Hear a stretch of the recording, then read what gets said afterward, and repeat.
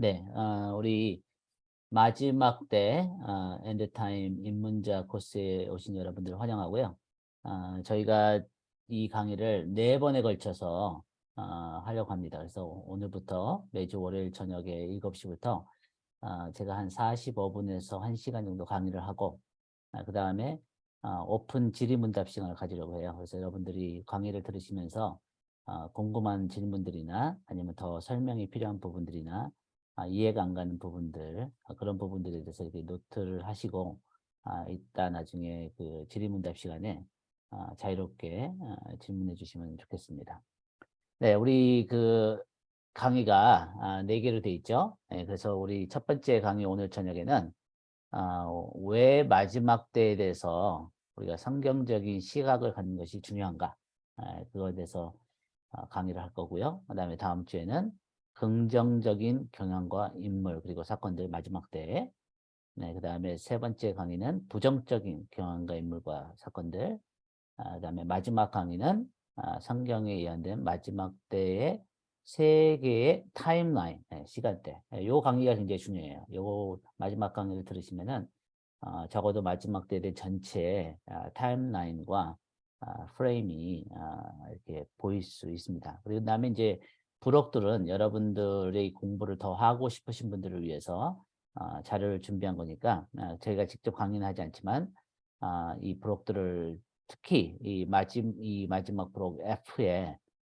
마지막 때 150장이 성경에 있다 하는데 그 장들이 어떤 장들이냐 하는 질문들이 항상 나오는데 여기 부록 F에 보면은 31페이지에 이 150장에 대한 내용이 정리되어 있습니다. 네, 오늘 저녁에는 한국은 이제 오전이죠. 첫 번째 강의 왜 마지막 때에 대해서 우리가 성경적인 시각을 하는 것이 중요한가. 저희가 항상 강의를 할 때 언급하지만 몇 가지 기초들은 우리가 짚고 넘어가야 되죠. 첫 번째는 뭐냐면은 제가 강의를 하든지 또 어떤 분이 강의를 하든지 여러분들이 직접 강의를 듣든지 뭐 유튜브에서 보든지 여러분들이 여러분의 눈으로 성경에서 확인되지 않는 것은 절대 받아들이시면 안 됩니다.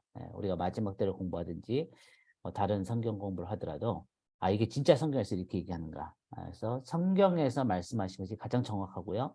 어떤 신학자나 어떤 목회자가 얘기하는 것도 우리가 존중을 하고 우리가 배울 자세를 가져야 되지만 성경에서 확인된 성경에서 말씀하시는 것이 무엇인가.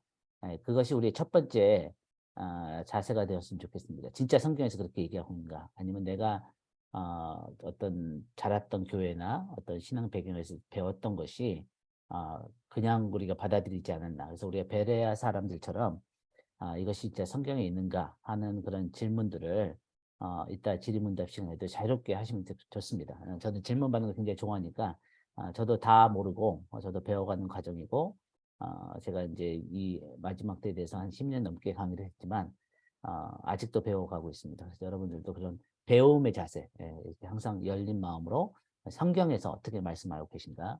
두 번째는 뭐냐면은 우리가 아까도 말씀드렸지만 다른 사역들로부터 더 배우기를 원한다는 거죠. 그래서 이 우리가 하나님께서 진리를 어떤 한 사람이나 한 단체에 절대 다 주지 않으세요. 우리가 이해하는 부분이 많이 있다고 생각하지만 다른 성경 교사들 또 다른 신학자들한테 배울 점이 많다고 생각합니다. 그래서 이 부분에 대해서도 우리가 마음을 열고 서로 건강한 토론, 건전한 토론을 통해서 서로를 통해서 배웠으면 좋겠고요. 그다음에 이제 C 부분이 중요한데 가장 논란이 될 수 있는 가장 그리고 중요한 부분이 뭐냐면은 저희 IF 국제기도의 집과 또 저는 여기 리더십은 이 부분을 가리킵니다. 뭐냐면은 교회가 마지막 때 환란을 통과한다는 거죠. 대환란을 통과한다는 것입니다. 그래서 이 부분에 대해서 가장 논쟁이 될 수 있지만 왜냐면은 교회에 지금 가장 잘 알려지고 인기가 있는 마지막 때 그 신학은 교회가 환난을 통과하지 않고 그 전에 휴거되고 예수님이 재림하시고 휴거된다는 거죠. 그런데 우리가 성경에서는 우리가 교회가 대환난을 통과한다. 이 부분이 가장 중요하고 가장 어려운 부분이 될 수도 있어요. 그래서 이 부분에 대해서 우리가 집중적으로 성경을 찾아보면서 같이 살펴보면 좋겠습니다. 네, 우리 마지막 때에 대해서 왜 우리가 성경 공부를 해야 되는가? 이 부분에 대해서는 한 5가지 이유가 있습니다. 뭐 5가지 이상 이유가 있을 수 있지만 오늘 저녁에는 가장 우리가 이해할 수 있는 또 생각하는 성경에 왜 마지막 때를 우리가 공부를 해야 되는가? 왜 우리가 이런 것을 이해하는 것이 중요한가? 하는 첫 번째 이유는 뭐냐면은 항상 모든 시대들이 있지만 예수님이 재림하시기 전에 마지막 세대가 있을 거죠. 그렇죠? 예, 언젠가는 예수님이 재림하실 거죠. 그리고 예수님이 오시는 것을 볼 세대가 있다는 거예요. 그 세대가 언제인지는 아무도 모릅니다. 예, 우리 세대가 될지, 우리 자녀들의 세대가 될지, 그 다음 세대가 될지, 그거 알 수 없지만, 이 마지막 세대에 대해서 성경에서 가장 많이 말씀을 하고 있다는 것이에요. 네, 다른 어떤 세대보다. 그렇기 때문에 우리가 마지막 세대를 준비하기 위해서 이렇게 하나님의 말씀을 이해하고 우리가 준비를 할 필요가 있다는 거죠. 이게 노아가 하나님의 말씀을 듣고 방주를 미리 지었잖아요. 그래서 이렇게 자기 가족을 이렇게 구원했지만 하나님께서는 마지막 때 한 사람도 멸망치 않고 많은 사람들이 가능한 많은 사람들이 구원받기를 원하시기 때문에 이 마지막 때에 대해서 준비할 수 있게 미리 말씀을 해주셨다는 거죠. 네, 그래서 이 온 땅을 어두움이 덮을 것이다. 그러나 또 그와 동시에 영광이 하나님의 그 영광의 빛이 나타날 것이다. 그래서 계속 우리가 이제 2번째 강의, 3번째 강의에서도 언급을 하고 강조를 할 것이지만 마지막 때에 일어난 일들이 어두운 면이 확실히 있고 어둠의 증가들이 있을 것이지만 부정적인 면들이 있을 것이지만 또한 동시에 우리가 강조하고 싶은 것은 뭐냐면은 긍정적인 부분들도 증가할 것이라는 거죠.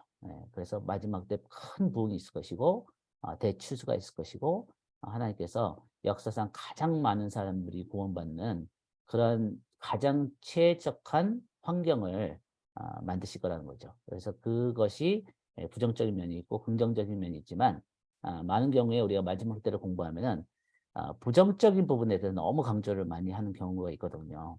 그러나 또 어떤 사람은 너무 긍정적인 것만 강조를 많이 해가지고 교회가 준비가 안 되는 모습도 있죠.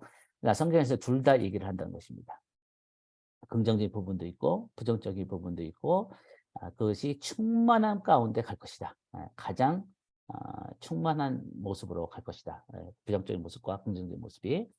그다음에 이제 2번째 모습 이유는 뭐냐면은 성경 자체에서 어떤 세보다도 이 마지막 세대에 대해서 가장 많이 언급을 하고 있다는 것입니다.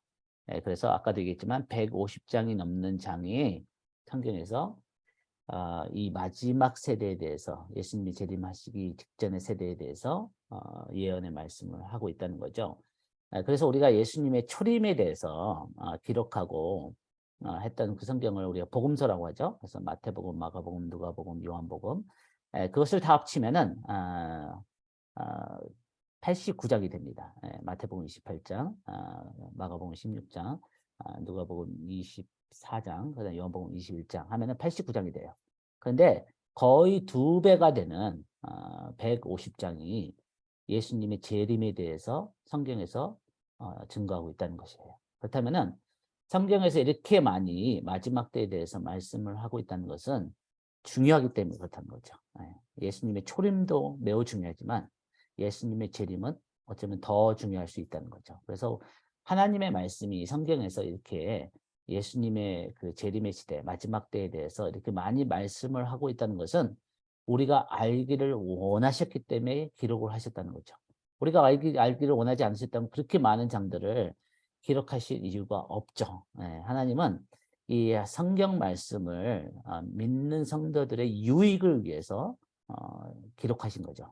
그래서 우리가 이것을 알기를 하나님은 원하신다. 우리가 마지막 때에 대해서 이해하기를 원하시고 이해할 필요가 있다 하는 것이 여기의 요점이죠. 그다음에 이 성도들을 위해서 우리가 이 마지막 때를 공부해야 된다는 것입니다. 왜냐하면은 만약에 예수님께서 재림하실 때 교회가 환난을 통과하지 않는다면은 아무 문제가 없어요. 우리가 마지막 때 공부를 했는데 준비를 했는데 그 애가 환난을 통과하지 않고 바로 대환난 전에 휴거를 당했다. 그럼 아무 문제가 없습니다. 그러나 반대로 만약에 많은 교회들이 대환난에 대해서 얘기를 하지 않고 교회가 대환난을 통과하지 않는다고 가리키는데 만약에 교회가 대환난을 통과하면은 그때는 많은 성도들이 너무 준비가 되지 않았기 때문에 많은 마음의 어려움이 있겠죠. 우리가 어려운 시간을 통과해도 만약에 미리 마음을 준비할 수 있는 시간이 있었다면 그리고 그렇게 마음을 준비를 했었다면 어렵지만 그래도 덜 어려울 거예요. 그리고 견딜 수 있는 어떤 내적인 힘이 있겠죠. 근데 만약에 아무 준비가 안 되는데 갑자기 너무 힘든 일을 맞았다. 그거는 우리에게 너무나 힘든 시간이 될 수 있다는 거죠. 그래서 성경에서는 예수님과 이제 바울 사도가 마지막 때에 대해서 네 가지 어려운 일들이 성도들이 겪을 것이라는 것을 말해줍니다. 성도들만 아니라 세상 사람들도 온 땅에 있는 사람들이 다 겪을 것이기 때문에 이것을 영어로 이제 우리가 약자로 fold라 그래요. F-O-L-D. 그래서 F는 뭐냐면 fear이에요. fear, 두려움. 그래서 이 누가복음 21장에 보니까 세상에 임할 일을 사람들이 생각하고 무서워함으로 두려워함으로 어떻게 한다 그러죠? 기절하리니. 얼마나 두려운 일들이 마지막 때 증가하냐면은 모든 사람이 그렇지 않겠지만 어떤 사람들은 기절까지 할 정도로 두려움이 있다는 거예요. 우리가 2020년에 코로나가 온 세상을 덮으면서 많은 사람들이 아직까지도 심리적으로 정신적으로 어려움들을 겪고 있고 불면증에 시달리고 불안함과 두려움에 그런 것을 우리가 직접 봤습니다. 그러나 어떻게 보면 이것은 시작에 불과하다. 이 성경에서 얘기하는 것은 전무후무한 인류 역사상 이런 적이 없었던 만약에 하나님께서 이 날을 제한해 두지 않으셨다면 아무도 살아날 수 없는 그 정도로 두려운 날이 될 것이다. 그런데 그것을 하나님께서 그렇게 성경에서 말씀하시는 이유는 두려운 날이 오기 때문에 두려워하라고 말씀하신 것이 아니죠. 그 목적이 아니죠. 두려운 날이 오지만 그것을 이길 수 있는, 견딜 수 있는, 그리고 거기서 생존하는 것만 아니라 그 모든 사람이 무서워하고 두려운 가운데 소망을 줄 수 있는 하나님의 말씀을 깨닫는 지혜로운 자들이 일어날 것이다. 라고 다니엘서 11장 33절에서는 말씀하고 있습니다. 그래서 우리가 그런 사람들이 되기를 원하는 거예요. 우리 자녀들이. 그래서 우리가 하나님 앞에 믿음으로 반응하기를 원하는 거죠. 이 좋은 예를 든다면은 예수님과 제자들이 폭풍 가운데 이렇게 바람이 불고 파도가 일어나서 제자들이 너무 무서워했잖아요. 그렇죠? 근데 예수님이 이렇게 주무시고 계신데 제자들이 어떻게 주님 이곳에서 주무실 수 있습니까? 우리가 죽겠습니다. 이랬을 때 예수님이 일어나서 그 폭풍을 파도를 꾸짖으시니까 그것이 잠잠해지더라. 그래서 우리가 그런 믿음적인 체험을 하기를 원하는 거죠. 마지막 때 모든 사람들이 어떤 진짜 그 평생 어부에 어부를 했던 제자들도 두려워하고 감당할 수 없는 그런 파도와 그런 흔들림 가운데서도 예수님이 가지고 있었던 어떤 그 이해와 어떤 그 영적인 권위와 어떤 하나님과의 그 친밀감 가운데서 어떤 그 파도도 이렇게 꾸짖을 수 있는 그리고 잠잠케 할 수 있는 나 자신도 그렇고 주변 사람에게도 도와줄 수 있는 그렇게 우리가 서기를 원하기 때문에 우리가 또 마지막 때를 공부하는 이유가 됩니다. 그래서 아까 fold에 보면은 이게 fold가 영어로는 접히다 아니면은 이렇게 서지 못하다 이런 뜻이잖아요. 그래서 우리가 여기서 얘기하고 싶은 거냐면은 우리가 만약 성경적인 시각이 없다면은 우리는 이 서지 못할 것이다. 홀드할 거다. 그러나 우리가 반대로 성경적인 하나님의 이해를 가진 사람들이라면은 이렇게 서게 된다는 거죠. 마지막 때 나만 아니라 다른 사람들도 이렇게 무너지지 않게 도와줄 수 있는 그런 우리가 되기를 원한다는 거죠. 그래서 이 F가 fear, 두려움이라면은 O는 offense예요. offense, 실족함. 네. 만약에 아까도 얘기했지만 교회가 대환란에 대해서 많이 가르치지 않는데 우리 교회가 만약에 대환란을 통과한다면은 많은 사람들이 하나님의 리더십에 대해서 실족하게 되겠죠. 우리는 그렇게 안 배웠는데, 교회에서, 성경에서 그렇게 얘기하지 않는다고 생각했는데, 교회가 대환란을 통과한다면은, 이 성경이 진짜 믿을 만하냐. 우리는 그렇게 안 배웠는데. 그리고 하나님은 진짜 우리가 신뢰할 수 있는 분이시냐. 그런, 우리가 마지막 때만 아니라, 우리 개인적인 어떤 어려움 시간을 겪게 되면은, 많은 의문들이 나오죠. 그렇죠? 내가 믿는 하나님이 진짜인가? 나의 믿음이 진짜인가? 그 하나님은 진짜 선하신가? 하나님은 진짜 모든 일을 통하여 선을 이루시는 분이신가? 그런 질문들에 대해서 마지막 때 모든 사람들이 그 질문을 하게 된다는 거예요. 네, 한 명도 빠짐없이. 네, 그럴 때 우리가 하나님의 리더십에 실족하지 않기 위해서는 하나님의 스토리를 알아야 된다는 거예요. 하나님이 왜 마지막 때에 이런 것을 허락하시는지. 그리고 이 모든 과정을 통해서 하나님은 어떻게 선을 이루어 가시는지, 이것이 왜 우리에게 두려운 일이 아니라, 물론 우리가 육체를 가졌기 때문에 두렵지만, 그러나 궁극적으로는 이것이 너무나 선하시고 많은 사람들을 구원하시고 하나님의 영광을 나타내는 그런 놀라운 하나님의 지혜의 리더십인가를 우리가 만약에 이해를 못한다면은 우리는 실족할 수밖에 없는 거죠. 그래서 우리가 개인적으로도 어떤 어려운 그 시즌을 지나갈 때 그 시즌이 어려운 것보다 더 힘든 게 뭐냐면 우리가 왜 우리가 이런 것을 통과하는지 이해를 못하면은, 그리고 이것이 언제 끝나는지 그 이해를 못하면은 그 자체가 더 힘들 수가 있는 거죠. 그 과정보다는 그 목적과 이유와 그런 것에 대해서 우리가 조금이라도 더 이해한다면은 우리가 하나님의 마음과 동의할 수 있다는 거죠. 그다음에 이 마지막 때는 또 이 정욕이 증가할 거라고 했습니다. 그래서 이 육신의 그 정욕과 안목의 자랑과 이런 것들이 이제 증가하게 될 것인데, 만약에 우리가 마지막 때에 대한 하나님의 말씀을 이해하지 못한다면은 이 세상 문화에 그냥 이렇게 휩쓸려 간다는 거죠. 왜 이것이 점점 증가할 것이기 때문에. 이미 교회 안에 이 정욕의 영이 들어왔죠. 그래서 성도들 사이에서도 이렇게 우리가 어떤 그런 고백을 하고 어떤 그렇게 말은 할지 모르지만 삶에 이미 정욕의 영에 붙잡힌 성도들이 너무 많다는 거죠. 그래서 우리가 마지막 때를 공부하면서 왜 우리가 끝까지 거룩하게, 끝까지 하나님을 경외하고 순결을 지키고 그것이 왜 그렇게 중요한가? 왜 그것이 가치 있는 일인가? 어떤 대가를 치르더라도 그것이 가치 있는 일이야. 거룩한 신부로 오실 그 신랑 예수님을 위해서 나 자신을 지키는 그것이 왜 가치 있는 일인가를 우리가 이해할 때 우리가 더 동기를 얻을 수 있다는 거죠. 그리고 흥미로운 건 뭐냐면은 바울 사도와 예수님이 마지막 때에 대해서 가장 많이 강조한 것은 두려움이나 핍박이나 그런 일들이 아닙니다. 물론 그런 것에 대해서 언급하셨지만 놀랍게도 가장 마지막 때에 대해서 조심하라고 언급하신 것은 뭐냐면은 미혹이에요. deception. 그래서 이미 우리가 살고 있는 시대에는 이 미혹의 영이 증가하고 있습니다.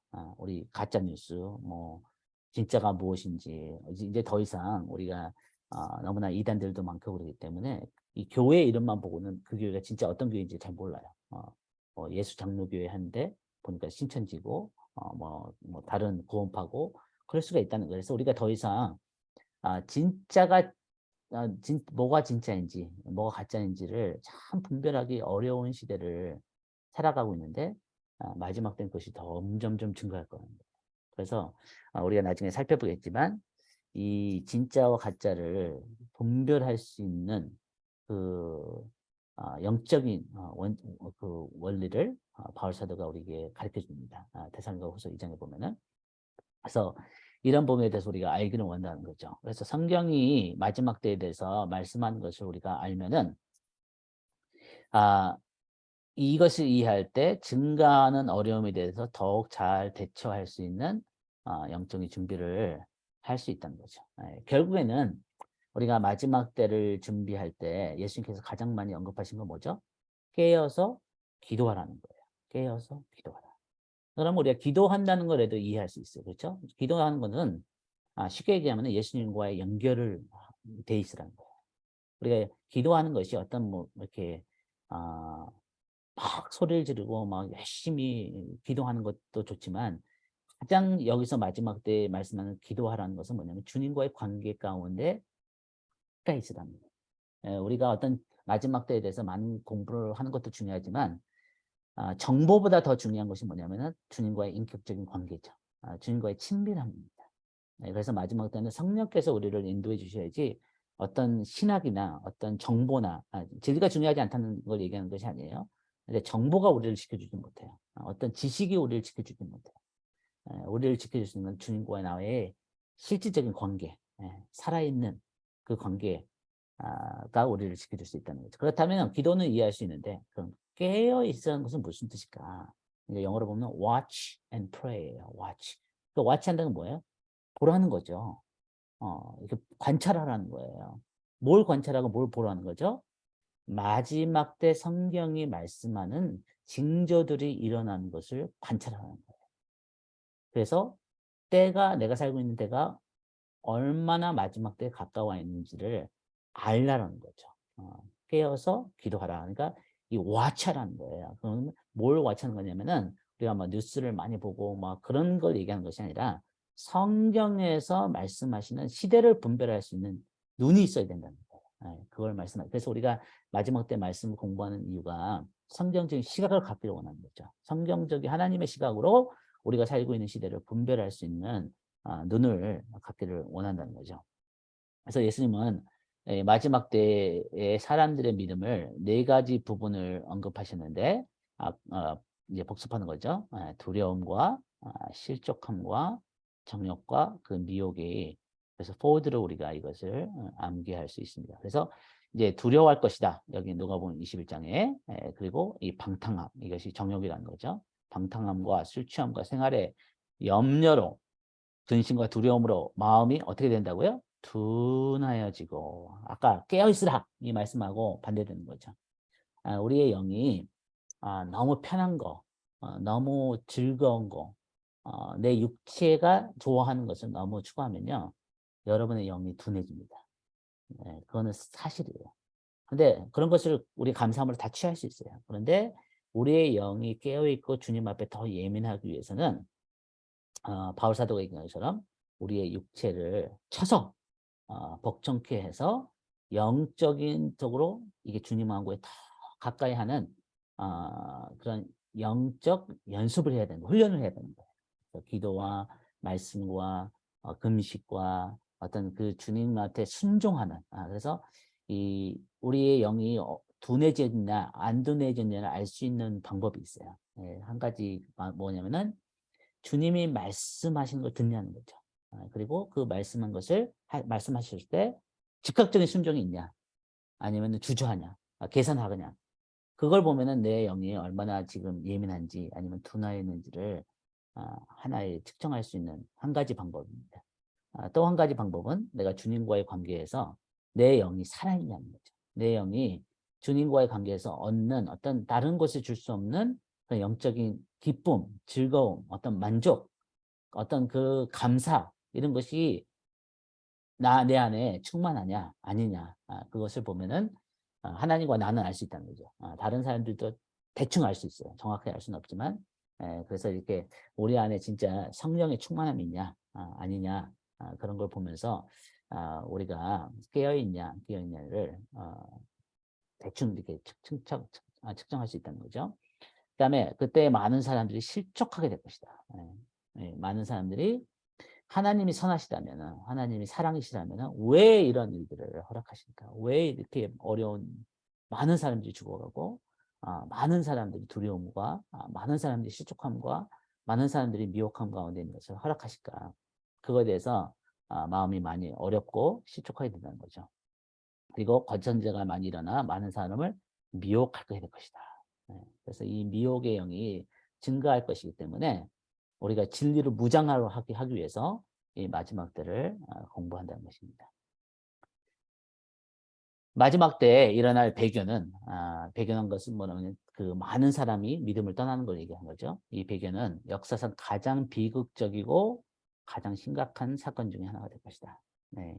이미 이런 일들이 교회 안에 일어나고 있어요. 그렇죠? 우리 코로나 그 코비드 다음에 많은 사람들이 교회를 안 나오고 있죠. 교회를 안 나오는 게 믿음을 떠났다고 우리가 그렇게 얘기할 수는 없지만 신앙생활을 적어도 덜 하게 되는 거죠. 덜 열심을 가지고 덜 성경을 보고 덜 기도를 덜 하고 하는 그런 모습이 이미 일어나고 있었어요. 그리고 우리 자녀들 세대는 교회 이 대학교를 가고 직장생활을 하면서 교회를 안 다니고 믿음을 떠나는 사람들이 점점점 증가하고 있는 상황 가운데 우리가 있다는 거죠. 그래서 이 배교하는 일들이 마지막 때 있을 것이라고 성경은 분명하게 말씀하고 있습니다. 그렇다면은 우리도 깨어 있어야 된다는 거예요. 그리고 가능하면 하나님께서 이 교회를 떠난 이 사람들도 마지막 때 많은 사람 그 사람들을 회개하고 구원받는 일들을 다시 행하실 거예요. 대부분이 있을 거예요. 그러나 또 믿음을 떠나는 사람들도 많을 것이라는 거죠. 왜냐하면은 아주 쉽게 얘기하면은 왜 믿음을 떠나냐면은 내가 예수님을 믿어야 될 믿으면서 치러야 될 대가보다 이 예수님을 믿음을 떠나는 것이 계산이 되는 거죠. 계산이 안 맞는 거예요. 예. 이게 축복받으려고 하나님 앞에 복을 받으려고 교회를 나왔는데 이 기독교가 핍박을 받고 예수님을 믿는 것이 아예 더 손해를 보고 더 사회적으로 경제적으로 그렇게 위협을 당하는 일이라면은 내가 왜 예수님 믿을 필요가 없다 하는 그런 일들이 일어나게 된다는 거죠. 그리고 사회적으로도 점점점 이렇게 상대적인 그런 다원주의 같은 이 종교적으로 싸우지 말자. 그리고 다른 사람들을 차별하지 말자. 그런 법들이 점점점 많아진다는 거죠. 사회적인 분위기나 그런 것들이. 그래서 절대적으로 요한복음 14장 6절에서 말씀하시는 내가 길이요 진리요 생명이니 나로 말미암지 않고는 아버지께로 올 자가 없느니라 하는 예수만이 유일한 구원이라는 그것에 대해서 엄청난 핍박이 있게 될 것이라는 거예요. 그것에 대해서 우리가 준비를 하지 않으면은 우리가 예수님께서 말씀하신 것처럼 계산을 해야 돼요. 내가 진짜 믿는 예수 그리고 이 구원 그리고 천국, 지옥 이것이 진짜인가 아닌가. 그리고 이것에 대해서 내가 어떤 대가를 치르더라도 영원한 것을 붙잡을 그 대가를 치를 준비가 됐는가. 그거에 대해서 한 번, 두 번이 아니죠. 한 번, 두 번에서 되는 게 아니라 수십 번, 수백 번, 수천 번 주님하고 대화를 해야 되는 거예요. 그러면서 이것이 나의 확신이 되고 나의 신앙이 되고 나의 고백이 되지 않으면은 우리는 타협할 수밖에 없고 휩쓸려 갈 수밖에 없고 미혹당할 수밖에 없는 그런 시대가 다가오고 있다는 것입니다. 무슨 얘기냐면은 마지막 때는 더 이상 중간에 선 자들이 없어요. 더 이상 중간에 어중간하게 서 있는 사람들은 절대 없어요. 그 마태복음 13장에서 말씀한 것처럼 주님께서 마지막 때가 추수 때인데 그때는 알곡과 측정이가 무엇인지 무르익을 거라는 거예요. 그래서 의인은 의인대로 악인은 악인대로 그 충만함 가운데 본 모습이 드러날 것이라는 거죠. 그래서 성경에서는 이 달성과 후서를 보니까 누가 무슨 말을 하여도 너희가 미혹되지 말라, 속지 말라는 거죠. 먼저 배교하는 일이 있을 것이다. 네, 마지막 때는 진짜 믿음이 무엇인가를 시험하는 일이 반드시 있을 거라는 거예요. 그래서 어떤 사람은 금같이 빛나는 믿음으로 그 시험을 통과할 것이지만 어떤 사람은 그 가지고 있는 믿음이 다 나무 같고 풀 같고 다 타버리는 없어지는 그런 일들이 있을 거라는 거죠. 또 우리가 마지막 때를 공부하는 이유는 뭐냐면은 예언적인 이유입니다. 성경에서 여러분 그 성경의 적어도 20%에서 25%, 4분의 1에서 5분의 1이 예언서입니다. 성경이 하나님의 말씀인 이유 중에 하나가 뭐냐면은 사람이 알 수 없는 미래에 대해서 하나님 말씀이 성경에서 예언을 하고 있다는 거예요. 그리고 그것이 정확하게 이루어졌다는 것을 우리가 보면서 그래서 이 성경이 하나님의 살아계신 말씀이라고 우리가 확신할 수 있는 이유 중에 하나가 이 성경에 있는 예언들이라는 거예요. 그래서 이 예언은 마지막 때에 대해서 사건과 경향에 대해서 말씀을 하고 있습니다. 그래서 이제 우리가 이것을 보게 될 텐데 마지막 때에 대한 사건들이 있고 그 사건에는 인물도 포함되겠죠. 그리고 경향이 있어요. 트렌드가 있어요. 트렌드. 그래서 우리가 주님께서 언제 오실지는 그 날짜와 시간은 아무도 몰라요. 그렇죠? 예수님께서 분명히 말씀하셨죠. 그러나 이 트렌드, 이 경향을 읽을 수 있어요. 예. 무화과 나무가 무르익으면은 여름이 가까운 것을 알 수 있듯이, 그러면 인자가 문 앞에 선 것을 너희가 알리라. 마태복음 24장에서 말씀하신 것처럼 주님이 가까이 오신 때가 가까이 왔다는 것은 알 수 있다는 거예요. 예. 성경에서 분명히 말씀한 게 뭐냐면은 예수님이 재림하시는 세대가 가까이 왔다는 것을 우리가 알 수 있다는 거예요. 왜? 성경에서 하는 예언들이 하나씩 하나씩 성취된 것을 보게 됩니다. 그게 우리가 깨어있다는 의미라는 거죠. 그래서 예수님은 이 마지막 예수님이 재림하신 세대에 대해서 그의 재림이 임박했음을 알아라 라고 명령하셨어요. 그래서 많은 사람들이 오해를 하죠. 예수님이 재림이 밤에 도둑이 오는 것처럼 오게 되기 때문에 아무도 모른다. 갑자기 다 놀란다는 거예요. 네, 여러분, 그것이 성경에 나와요. 예수님이 도둑같이 오실 거라는 것이. 그러나 그 말씀을 예수님도 하시고 바울사도도 할 때 요점이 있어요. 예수님께서 왜 밤에 도둑같이 오시냐. 그래서 우리는 아무도 알 수 없기 때문에 다 도둑같이 임하시는 주님 때문에 놀랄 거다. 그 요점이 아니죠. 깨어 있으라는 거예요. 그러면 너희들에게는 도둑같이 임하지 않다는 거예요. 깨어 있는 자에게는 예수님 도둑같이 임하지 않으세요. 만약에 깨어 있지 않아서 도둑같이 주님이 임하면 무슨 일이 있는 거예요? 상실함이 있을 거라는 거죠. 잃어버리는 일들이 있을 거라는 거예요. 그래서 깨어 있으라고 말씀하시기 위해서 그 비유를 드신 것이, 아무도 알 수 없기 때문에 주님은 도둑까지 임하기 때문에 아무도 알 수 없다. 그래서 알려고도 하지 말라. 이 말씀이 절대 아니라는 거예요. 네. 여러분 성경 말씀을 찾아보세요. 그러면은 알아야 된다는 거죠. 그래서 여기 마태복음 24장 33절 보니까 이와 같이 너희도 이 모든 일을 보고도 와차라는 거죠. 인자가 가까이 본 문 앞에 이른 줄 알으라는 거예요. 이 세대가 지나가기 전에, 이 세대는 예수님이 재림한 세대입니다. 지나가기 전에 이 일이 다 일어나리라. 그러나 그 날과 그때는 아무도 모르나니. 그러니까 정확한 날짜는, 시간은 몰라요, 우리가. 그러나 가까이 주님의 재림이 가까웠던 것은 분명히 알 수 있다고 이 마태복음 24장에서, 누가복음 21장에서, 마가복음 16장에서 주님은 반복해서 말씀하십니다. 한 번이 아니에요. 계속 말씀하세요. 알 수 있다는 거예요. 알아야 된다는 거예요. 그리고 이 예수님께서 재림하시는 그 마지막 때가 되면은, 세대가 되면은 22개의 징조들, 사인인 거죠. 사인들을 다 가속화돼서 전 세계에 있는 사람들이 볼 수 있다는 거예요.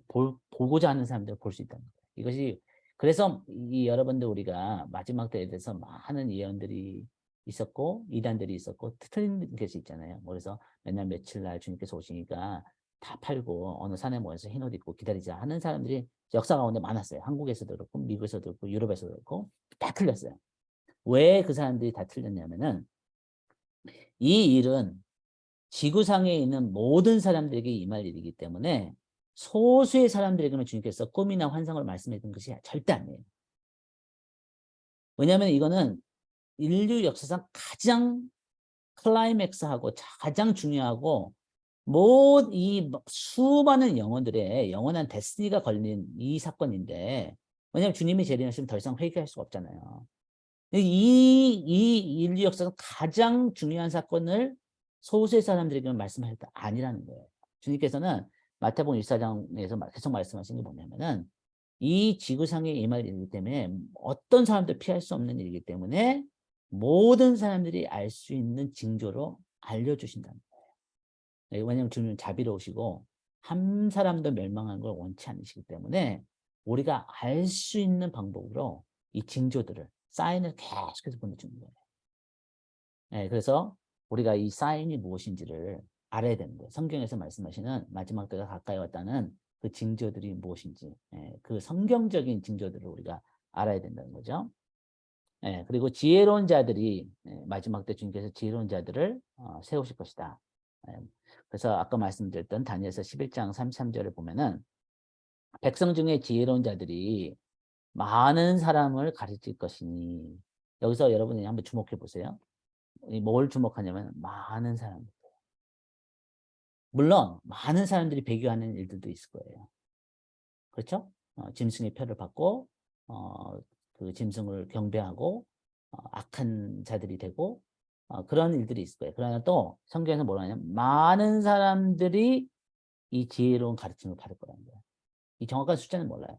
이것이 몇백만 명이 될지 몇 억이 될지 아무도 몰라요. 그러나 지구의 인구가 지금 60억, 뭐 70억이라고 한다면은 그때는 얼마 될지 모르죠. 80억이 될지 100억이 될지 모르지만 어쩌면은 적어도 10억.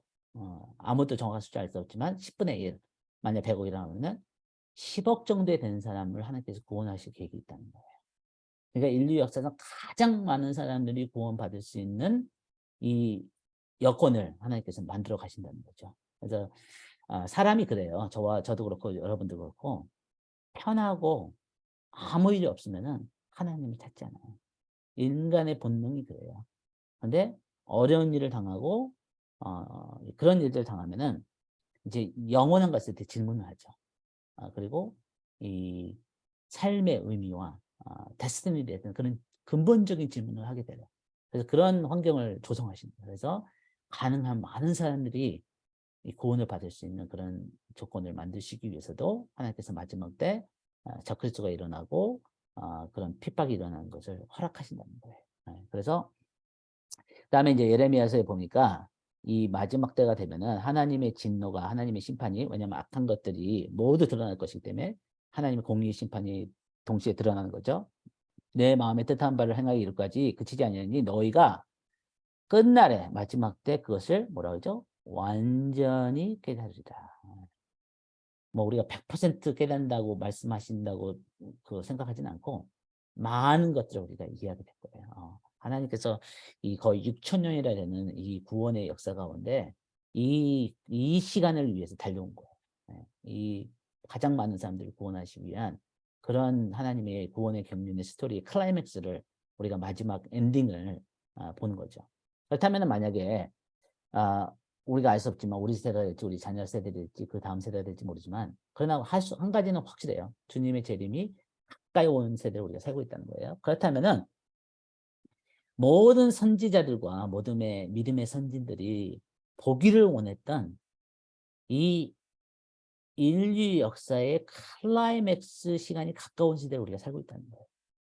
그래서 우리가 이 시간이 두려운 시간이기도 하지만 우리가 두려워할 시간이 아니라 교회의 가장 영광스러운 시간이 될 거라는 거예요. 여러분 사도행전을 보면은 사도행전의 주요 주제가 핍박이 아니었어요. 물론 핍박이 있었어요. 그리고 순교자들도 있었어요. 그러나 사도행전의 주요 주제는 핍박이 아니에요. 사도행전의 주요 주제는 뭐예요? 성령의 역사로 많이 구원받는 사람들이 일어나고 예수님의 이름이 증거된 거예요. 그것이 사도행전의 주요 주제죠. 마지막 때 똑같다는 거예요. 마지막 때 순교하는 자들도 있을 것이고 핍박도 있을 것이고 두려운 일들도 있을 것이고 모든 것들이 흔들릴 거예요. 그러나 그것이 주요 주제가 아니에요. 요한계시록 공부해 보세요. 요한계시록의 주요 주제가 핍박과 두려움과 그것이 아니에요. 예수 그리스도의 이 땅을 오셔 통치하심에 대한 것이 주요 주제예요. 그래서 요한계시록의 1장 1절이 뭐죠? 이는 예수 그리스도의 계시라. 예수님에 대한 스토리라는 거예요. 아버지께서 어떻게 예수님을 높이셔서 이 땅의 모든 왕 중의 왕과 모든 주 중의 주로 이 세우시는 그 스토리가 요한계시록 스토리예요. 그러니까 요한계시록에 적그리스도도 나오고 거짓 선지자도 나오고 뭐 핍박도 있고 모든 게 있지만 그거는 과정에 불과하고 결국에 주요 주제와 클라이맥스는 뭐냐면 예수님이 이 땅에 오셔서 모든 악한 자들을 멸하시고 의인들을 높이시고 왕 중의 왕으로 의로운 왕으로 통치하신다. 쉽게 얘기하면 예수님이 승리하신다. 이 스토리가 계시록의 스토리라는 거죠. 마지막 때 스토리가 그거예요. 예수님은 반드시 승리하신다. 적그리스도와 악한 자는 반드시 멸망할 것이다. 그렇기 때문에 우리는 어떻게 하든지 예수님 앞에 예수님 안에 발견돼야 된다. 예수님께 충성해야 된다. 이것이 계시록의 주요 주제라는 거죠. 마지막 때 주요 주제가 그거예요. 우리가 예수님께 끝까지 충성해야 되는 충분한 가치가, 충분한 이유가 있다는 거예요. 영원한 그 이유가 있다는 거죠. 그래서 인류 역사를 향한 주님의 공의의 계획이 이 마지막 때의 또 그 주요 주제 중 하나인데 여러분들에게 만약에 여러분들 중에 성경을 공부하는 걸 좋아하시는 분들이 있다면 제가 도전 하나 드릴게요. 그건 뭐냐면은 이사야서를 보시면서 정의나 공의의 단어가 몇 번 나오는지 한번 찾아보세요. 엄청나게 많아요. 예, 그리고 다른 이제 마지막 때에 대한 성경 말씀들을 찾아봐도 정의와 공의와 계시록을 포함해서 정의와 공의에 대한 단어가 계속 반복돼요. 그러면 여기서는 지금 두 가지를 의미할 수 있어요. 그게 뭐냐면은 마지막 때 불의가 증가할 거라는 거예요. 그래서 정의가 필요한 거예요. 그리고 하나님은 이 불의가 증가하는 것을 심판하셔서 공의의 심판으로 이것을 심판하시고 하나님의 공의를 의의 나라를 세우실 거라는 거예요. 이것이 마지막 때의 주요 흐름 중에 하나입니다. 그래서 우리가 예를 들면 이사야 42장에 보니까 내가 나의 영을 그에게 주었은즉 이제 메시아 예수 그리스도에 대한 얘기죠. 그가 이방을 열방에 정의를 베풀리라. 그는 쇠하지 아니하며 낙담하지 아니하고 왜 쇠하지 하고 낙담하지 않아요? 세상의 정의를 세우기 이르기. 그래서 예수님 안에 이 정의에 대한 이 공의에 대한 열심이 있다는 거예요. 열정이 있다는 거예요. 여러분 한번 누가복음 18장도 한번 보세요.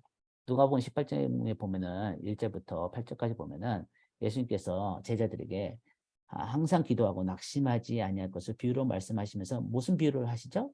불의에 대한 비유를 하세요. 어떤 불의한 재판관이 있고 그 억울한 과부가 있는데 어쨌든 뭐 이렇게 해가지고 7절에 보니까 예수님이 뭐래요? 그러나 인자가 올 때에 마지막 때에 이 땅에서 믿음을 보겠느냐 이 말씀하세요. 그러면서 하물며 이 악한 이 재판장이 이 억울한 과부가 끊임없이 너무 끈질기게 나한테 그 정의를 해달라고 부르셨을 때 그 불의한 재판관이 그 과부의 끊임없는 그 부르짖음 때문에 공의에 대한 부르짖음 때문에 그 정의를 이루어졌다면 하물며 하늘에 계신 너희 아버지께서 택하신 자들이 밤낮 부르짖는 그 기도에 원한을 갚아주지 아니하시겠느냐. 그러나 인자가 올 때에 이 땅에서 믿음을 보겠느냐 이 말씀하시죠. 그래서 여기서 우리가 알 수 있는 것이 암시하는 게 뭐냐면은 마지막 때 불의가 증가할 것이다. 그러나 하나님의 의가 끊임없이 부르짖는 마지막 때 믿음을 가진 기도의 능력을 믿는 자들을 통해서 이 땅에 하나님의 공의가 풀어질 것이다. 이런 것을 우리가 알 수 있다는 거죠. 그래서 이 긍정적인 일들에는 성령의 부으심이 있을 거라는 거예요. 큰 부흥이 있을 거라는 거죠. 그래서 사도행전 때도 성령의 그 임하심이 있고 제자리 성령 충만해서 기적과 이적과 표적과 예수의 이름으로 병자들을 낫게 하고 이 복음이 하나님의 나라의 복음이 다 퍼져나가는 그런 일들이 있을 거라는 거예요. 네. 그때 이 부정적인 일들도 있을 것인데 그것은 뭐냐면 교회와 이스라엘의 핍박이 있을 거라는 거죠. 하나님께서 적그리스도와 악한 자들을 일으켜서 이 교회와 이스라엘을 정결케 하시기 위해서 핍박을 허락하셨다는 거죠. 그러나 제한된 시간 가운데. 중요한 것은 이것은 하나님의 통제 안에 있다는 거예요. 하나님의 주권 안에 있을 것이기 때문에 하나님은 이 모든 것을 통해서 결국 하나님의 의로운 목적을 이루신다는 거죠. 그래서 유대인과 이방인 모두 예수 그리스도를 통해서 한 세 사람이 되는 그런 역사가 있을 거라는 거죠. 그다음에 적그리스도를 하나님께서 일으키고 그를 통해서 핍박을 가져오게 될 것이고 이로 해서 많은 이들이 믿음에서 떠나가게 될 것이고 교회와 이스라엘은 정결하게 될 것이다. 제가 약간 빨리 갑니다. 왜냐하면 우리가 2강하고 3강에서 이것을 구체적으로 더 다룰 것이기 때문에 주님은 적그리스도와 그 따르는 자들을 심판하시고 그 악함에 대해 그리고 심판하시고 교회와 이스라엘 핍박에 대해서 심판하시겠죠. 이런 말씀들을 여러분들이 노트를 하나 말씀을 찾아보시기를 제가 강력하게 권면합니다. 왜냐하면은 여러분의 눈으로 성경 말씀을 보지 않으면은 이것을 여러분들이 확신을 갖기 어려워요. 이게 노트에 나오니까 그런가 보다.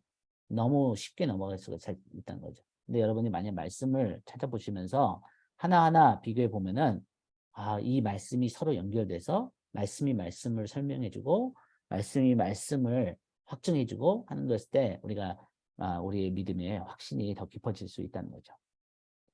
그래서 주님은 악한 영의 활동과 인간의 죄가 충만하게 차오른 것을 허락하실 것인데 이로 인해 한 세대는 하나님을 충만하게 사랑하기로 결정하거나 아니면 반대로 사단과 죄의 깊은 것을 추구할 기회가 주어질 것이다. 그러니까 마지막 때 더 이상 중간에 서는 건 없다는 거죠.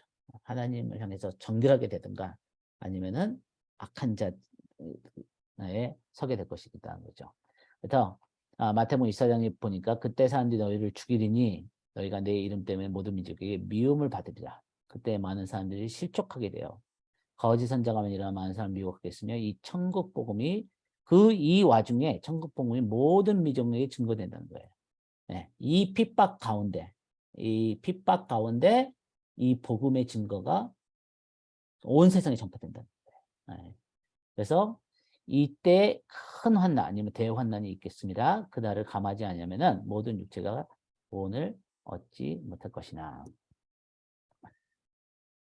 네, 주님의 공의의 계획으로 인해서 교회가 정결케 되고 주님 앞에 순결한 신부로 준비가 될 것이고 대추수가 있을 것이고 이스라엘 국가적인 구원이 있을 것이고 천년왕국이 이 땅에 임할 것이고 사단과 그 거짓 선지자는 무조건이 같이 될 것이고 온 세계는 하나님의 영광으로 가득 차게 될 것이다.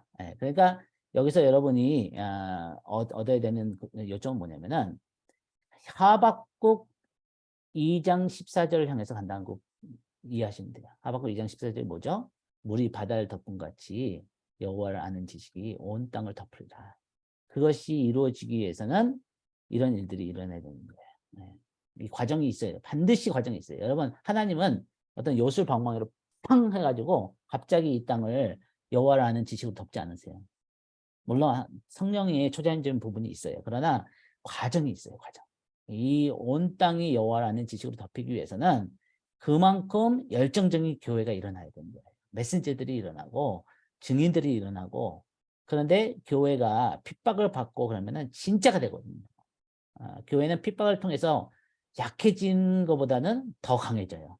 우리가 교회 역사를 보면은 항상 핍박이 오면은 교회는 강해져요. 그리고 교회는 순결해져요. 그리고 예수님을 향한 그 죽음까지도 무릅쓰는 그런 그 신부의 모습으로 다시 준비되겠죠. 그래서 하나님이 이 마지막 때 심판하실 때 여러분들이 반드시 기억해야 되는 이 원칙이 뭐냐면은 이거예요. 하나님은 가장 많은 수의 사람들이 여기서 중요한 게 뭐죠? 가장 많은 사람들이 숫자예요. 소수의 사람들이 구원받는 게 아니라 가장 많은 사람들이 구원을 받는데 그냥 구원을 받는 것이 아니라 가장 깊은 사랑 가운데 들어갈 수 있도록 최소한의 고통의 수단을 사용하실 것입니다. 이것이 최소한의 고통의 수단이 지구의 2분의 1이 죽는 거예요. 네, 이 지구의 2분의 1이 죽는 것은 이제 그 6번째 인심판과 네 번째 인심판과 그 다음에 6번째 나팔 심판 때 지구의 2분의 1이 죽는다고 말씀하죠. 계시록 이제 6장 9장에 보면은. 그런데 이것이 뭐 이 지구의 2분의 1이 죽지만 이 2분의 1이 거의 다 악한 자들이에요. 그걸 기억하셔야 돼요. 네, 거의 다 악한 자들이 2분의 1이 죽는 거예요. 물론 그 중에서 핍박받고 이제 순교하는 자들도 있겠지만 이 2분의 1이 악인들이 죽는 거예요. 그래서 마지막 때를 이해하는 또 하나의 렌즈가 뭐냐면은 하나님은 악을 제거하시는 거예요. 이 땅에 있는 악을 제거하시는 거예요. 그래서 엔드타임이다. 마지막 때다. 그럼 뭐의 마지막이에요? 뭐의 엔드타임이에요? 네, 악의 엔드예요. 악의 마지막. 이 땅에 있는 모든 죄의 그 결과와 흔적과 그 악한 자들이 제거돼야지만 이 땅에 하나님의 공의의 나라가 임하는 거예요. 이 땅에 하나님의 그 선하심을 아는 자들로 채워지는 거죠. 그래서 악한 자들을 제거하시는 것이 또 마지막 때 하나님의 계획이라는 거죠. 그래서 이 공의의 하나님의 나라와 이 악한 사단의 나라가 이제 마지막 때 또 주요 주제가 된 거죠. 네, 그래서 이 아까도 얘기했지만 미혹하는 일들이 많기 때문에 이 거짓 정의 운동이 일어나게 될 거예요. 그 얘기가 있었죠. 그 샌더스라는 하버드 교수가 그 정의에 대한 강의를 하는데 그 하버드 역사상 가장 인기 있는 수업이라고. 그리고 뭐 한국말로도 이게 번역이 됐어요, 이 책이. 근데 여기서 얘기하는 정의가 성경에서 얘기하는 정의하고 약간 달라요, 여러분. 이 정의는 인본주의에 근거한 정의예요. 그래서 제가 한 가지 이제 해석을 한다면은 666이 왜 짐승의 표가 666이냐면은 6은 사람의 숫자잖아요. 그렇죠? 7은 하나님의 숫자고. 그래서 이 인본주의가 제가 볼 때는 모든 적그리스도의 악한 것에 기초가 될 것 같아요. 예. 이 사람들의 관점에서 생각하는 선한 것은 하나님의 말씀과 반대가 될 수 있어요. 예. 그래서 우리가 이제 마지막 때 가장 이 정의의 문제가 되는 것 중에 하나가 뭐냐면은 이제 동성이죠. 동성. 그리고 낙태.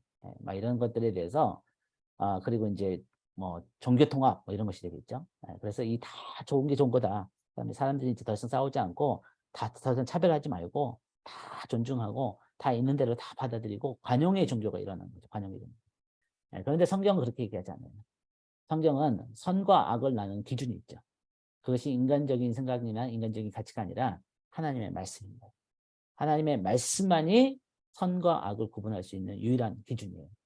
그래서 이 인본주의와 이제 하나님의 말씀, 성경과 이제 대립이 되겠죠. 그래서 미국에서는 카나다에서는 이미 통과됐고 미국에서도 지금 통과되려는 그런 조짐들이 있는데 성경의 판매를, 성경의 출판을 갖다가 이제 불법화시키자. 왜냐하면 성경에서 동성애를 죄화시키기 때문에. 그래서 이런 일들이 점점점 일어나서 이제 미국에도 이제 기독교를 핍박하는 일들이 있겠죠. 그래서 미국에서 그런 일들이 나면은 한국도 뭐 다른 나라에도 그런 일들이 멀지 않았기 때문에 우리가 이 성경이 진짜 하나님의 말씀인가 아니면 그냥 책인가 이것에 대한 아, 질문에 대한 답을 모든 사람들이 해야 될 거예요. 하나님의 말씀 진짜 성경이 하나님의 말씀인가 아니면은 그냥 여러 가지 좋은 책들 중에 하나인가 내가 목숨을 걸 가치가 있는 책인가. 그래서 예수님께서는 아까 말씀한 것처럼 이 누가복음 18장에서 이 땅에 공의를 가져오신 것에 대해서 주야 기도를 기반으로 이것이 뭐 꼭 24시간 기도가 아니더라도 끈질기게 하나님의 공의가 이 땅에 이루어지기 위해서 부르짖는 그래서 마지막 때는 중보기도 자리가 굉장히 중요할 거예요. 하나님께서 이 기도하는 사람들을 통해서 이 땅에 하나님의 그 공의를 이루시게 된다는 거죠. 네, 이사야에서 유명한 말씀이죠. 너희는 광야에서 여호와의 길을 예비하라. 사막에서 우리 하나님의 대로를 평탄하게 하라. 물론 이것은 예수님의 초림 때 성취된 부분이 있습니다. 그러나 완전히 성취되지는 않았어요. 이것이 완전히 성취되기 위해서는 예수님의 재림 때, 왜냐하면 여호와의 영광이 모든 육체가 보지 못했거든요. 그래서 여호와의 길을 예비하고 이것을 이제 세례 요한이 이것을 이해하고 예수님의 오신 것을 예비했죠. 초림 때. 그러나 마지막 때 하나님께서 수많은 세례 요한들을 일으키실 거예요. 그래서 주의 오신 길을 예비할 수 있는. 주의 길을 예비하는 것은 아주 쉬워요. 뭐냐면 고대의 왕들이 어느 도시를 방문하면은 먼저 그 사자들을 보냈죠. 메신저를 보내가지고 이 백성들이 그 왕이 왔을 때 준비돼서 올바르게 반응하기 위해서 이 사자를 먼저 보내는 거예요. 갑자기 왕이 나타나면 백성들이 준비가 안 돼서 왕에게 그 적절한 그 대우와 그 자세를 예의를 취할 수 없기 때문에 먼저 사자를 보내는 거예요. 그래서 마지막 때 하나님도 이 예수님이 영광의 왕으로 오시는데 이 백성들이 이 땅에 있는 사람들이 올바르게 반응하기 위해서 다른 말로 하면은 회개와 겸손과 경배로 예수님을 영접할 수 있게 하기 위해서 이 마지막 때 하나님의 메신저들을 일으키시는 거예요. 그래서 세례 요한처럼 회개하라. 회개에 합당한 열매를 맺어라. 그리고 이 왕이 오신다. 준비하라. 이런 것을 하나님의 자비로 이 마지막 때 세례 요한들을 하나님께서 온 세계 가운데 일으키시게 되죠. 네, 여기까지만 하고 이제 그 9페이지 하고 이제 질의응답하는 시간 갖겠습니다. 모든 육체가 그것을 보다. 아까도 말씀하셨죠. 이것은 모든 지구상에 있는 사람들에게 임하는 일이에요. 한두 소수의 그룹에게 이런 일들이 아니라는 거죠. 그래서 성령께서는 메신저들 아니면 사자들을 일으켜서 백성들을 영적으로 준비시켜서 예수님이 재림 때 하나님의 일하심과 함께 이렇게 발맞춰 가기를 원하신다는 거죠. 네, 그래서 이 영적 대로를 준비하는 모델을 세례 요한을 우리에게 주셨고 그 세례 요한은 두 가지 메시지죠. 사람들에게 회개를 촉구했으며 예수님의 오심을 아니면 메시아가 오심을 선포했다는 거예요. 그래서 세례 요한의 모델이 또 누구냐면은 엘리야 선지자죠. 엘리야 선지자의 그 역할은 딱 하나였어요. 물론 여러 가지 사역을 했지만 결국 궁극적인 엘리야 선지자의 그 역할은 뭐였냐면은 하나님의 백성들로 하나님께 돌아가게 하는 거예요. 그렇죠? 그래서 그 바알과 아, 그, 어, 그, 그 불의 시험을 이렇게 대결을 했을 때도 결국 너희가 택하라는 거야. 오늘날 너희가 바알을 택하든지 살아계신 하나님을 택하든지. 그래서 불로 응답하신 그분이 살아계신 유일한 하나님이다. 그럴 때 백성들이 이제 불이 임하니까 회개하고 하나님 앞에 돌아오죠. 그것이 이 세례요한의 사역이고 마지막 때 메신저의 사역. 하나님의 백성들과 하여금 하나님께 돌아가게 하는 그 사역의 메신저들을 하나님이 일으키시는 거죠. 우리가 마지막 때를 공부하면서 하나님의 백성들을 준비시키는 일을 하기를 원한다는 거죠. 그래서 평탄케 하라는 건 뭐냐면은 이 주님께서 오심에 대해서 사람들이 애매함을 제거하고 이를 곱고 명확하게 하라는 거예요. 그래서 주님께서 마지막 때 하나님의 목적에 대해서 우리가 올바르게 이해하고 우리가 올바르게 반응하고 또 많은 사람들이 올바르게 반응할 수 있도록 그 예비케 하는 그 사역을 이 대로를 평탄케 하라는 사역을 우리가 이해합니다. 네, 네 거기까지 하고요. 여러분들도 가능하시면 다들 그 비디오하고 마이크를 켜주시고요. 오늘 첫 시간이기 때문에 전체적인 그냥 오버뷰를 했고요. 그다음에 이제 다음 주부터는 우리가 긍정적인 사건과 인물과 경향, 그다음에 세 번째 주에는 부정적인 또 마지막 주 네 번째 주에는 마지막 때 중요한 그 타임라인, 세 가지 타임라인에 대해서 강의를 할 계획입니다. 네, 마이크 켜주세요. 제가 마이크 켤 수 있게 해줘야 되겠죠. 그래요. 네, 됐습니다. 네, 이제 마이크 켜주시면 좋겠습니다. 네, 그 처음 공부하신 분들도 있고 엔타임을 좀 공부하신 분들도 있고 많이 공부하신 분들도 있는데 질문을 해주시면은 그 다른 사람들에게도 도움이 되고 저에게도 도움이 되고 그러니까 어떤 질문이든지 해주시면 감사하겠습니다. 예, 안녕하세요, 목사님. 저 오스틴 교회 김계산 집사라고 합니다. 네, 반갑습니다. 안녕하세요. 근데 저는 이제 소위 환란 전 그 휴거를 네네. 있거든요. 근데 많은 교회들이 그렇죠. 예. 얘가 그 관심이 있어갖고 이 종말론에 대해서 그래도 네네. 4년간 제가 공부를 했습니다. 여러 가지를 네네. 가지고. 그러셨어요. 예. 그래서 지금 말씀하시는 걸 보니까 그게 그 역사적 전천설에 네, 근거한 건가요? 맞습니다. 네네. 맞죠? 네, 맞습니다. 근데 그리고 그 환란 통과한다는 게 계시록 7장 9절 말씀에 근거해서 그렇게 말씀하시는 것 같은데 네, 그것만 아니라 맞습니까? 거기에는 이제 노트에는 7장 9절만 나오지만 네. 제가 예를 들죠. 그 좋은 질문 하셨어요. 성경적인 근거에 대해서 왜 우리가 환난을 교회가 통과한다고 믿는가? 그거에 대해서 우리가 좀 제가 설명을 좀 해드리면 좋을 것 같습니다. 그래서 우리가 성경을 좀 보죠. 제가 스크린에 성경을 띄우고요. 예를 들자면은 우리가 이제 마태복음 24장이 예수님께서 직접 교회에게 마지막 때를 가리키신 말씀이잖아요.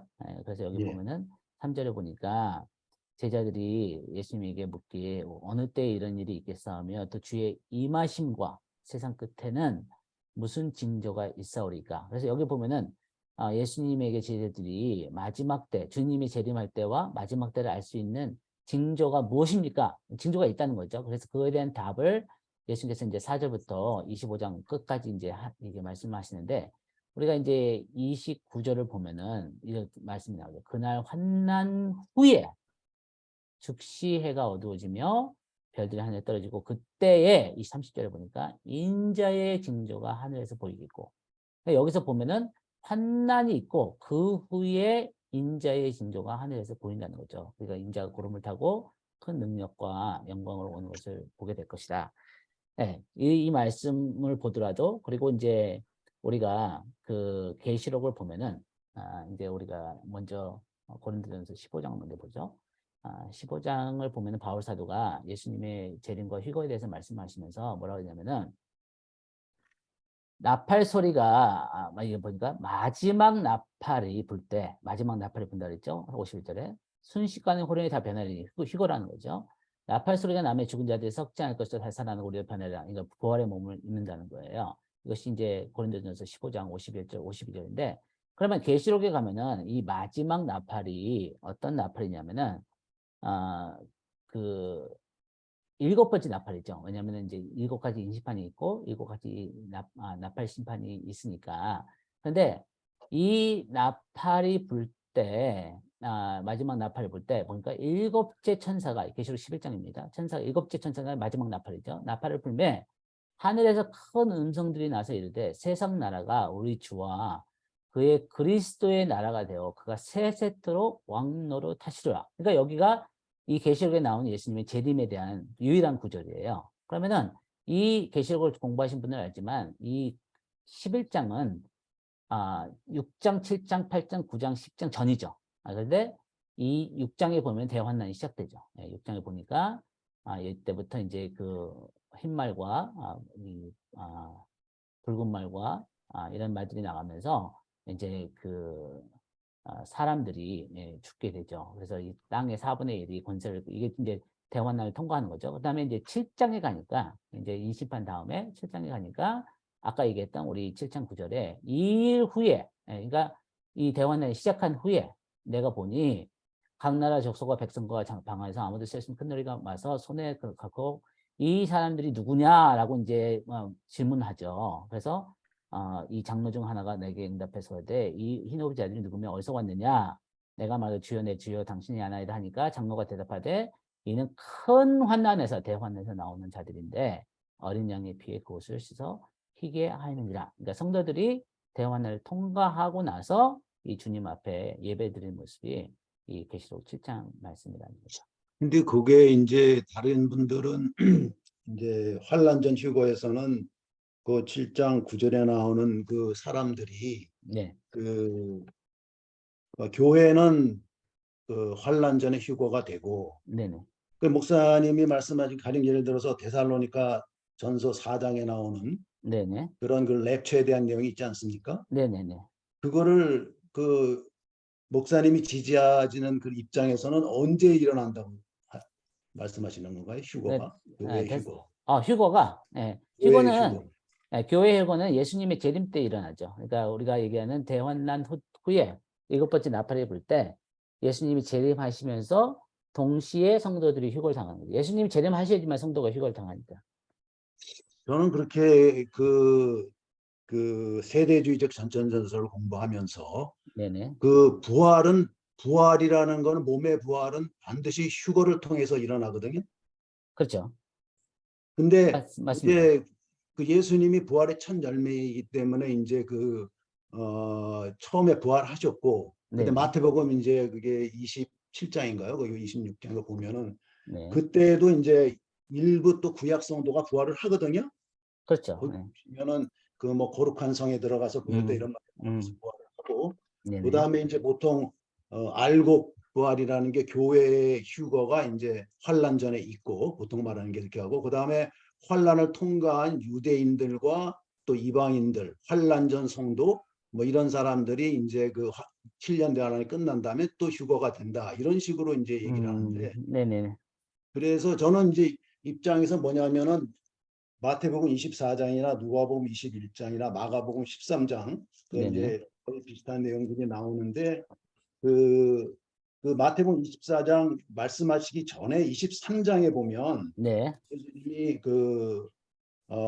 내가 너에게 이르노니 이제부터 너희는 찬송하리로다 주의 이름으로 네네. 그렇죠. 오시니 할 39절. 때까지 네. 나를 보지 못하리라. 이게 이제 주로 네네. 유대인들이 그 예수님을 거의 따르지 않았는데 음, 지금까지도 그렇지 않습니까? 유대인들 그렇죠. 제가 네. 알기로는 네. 이스라엘 본토에는 한 그 기독교인이 0.3%밖에 안 되고, 또 그렇죠. 전체적으로 뭐 1,400만 봐도 뭐 2%밖에 안 된다 그래요. 그 정도밖에 안 되는데 이 사람들이 민족적으로 이제 환란을 통과하면서 회개하면서 돌아온 때가 있다는 것이 여러 군데가 나타나는데, 가령 예를 들어서 뭐 예레미야서 30장 7절에도 나오고요. 슬프다 그날이요. 네네. 그와 같이 엄청난 날이 없으리라. 그날은 야곱의 환란의 때가 되미로다. 이런 말씀도 있고요. 네. 이거 야곱의 환란의 때가 이제 7년 대환란을 말하는 거고, 스가랴서 12장에도 보면은 내가 다윗의 집과 예루살렘 주민에게 은총과 강구하는 심령을 부어주리니 그들이 그 찌른 바 그를 바라보고 그를 위하여 애통하기를 독자를 위하여 애통하듯 하며 그를 위하여 통곡하기를 장자를 위하여 통곡하듯 하리로다.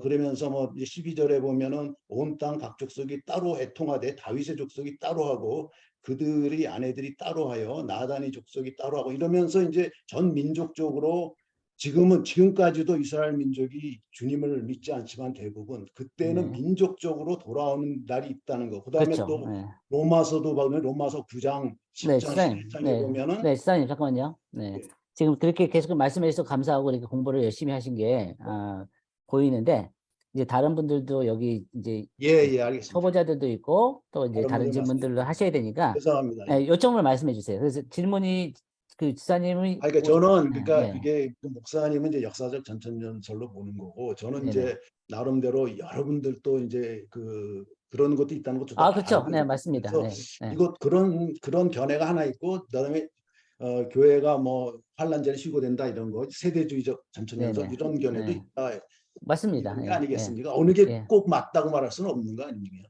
예, 예, 그렇죠. 예, 우리가 교회에 지금 마지막 때에 대한 견해가 지금 말씀한 것처럼 이제 우리 아이압과 이제 저는 역사적 전천전설을 믿어요. 근데 그것이 왜 역사적 전천전설이냐면은 교회 역사상 예수님의 제자들과 교회 그 대부들이 거의 2세기, 3세기까지는 이 종말을 믿었어요. 뭐냐면 교회가 훗날 통과하고 그다음에 예수님께서 재림하신다. 그래서 역사적 전천전설이에요. 그다음에 이제 세대주의 전천전설은 거의 1800 후반부에서부터 나오기 시작한 거기 때문에 그렇게 역사 길지 않아요. 길어봤자 한 100년 약간 넘는 건데 그래서 이제 그런 설이 있고 또 이제 우리가 얘기한 것처럼 무천년설이 있고 이제 호천년설이 있는데 어쨌든 그런 거에 대해서 이제 우리가 다 얘기를 할 수는 없고 여기서 제가 강의한 거에 대해서 여러분들이 질문이 있으면은 그거에 대해서 얘기하면 좋겠습니다. 질문 감사하고 사장님 열심히 공부했어요. 좋습니다. 감사합니다. 감사합니다.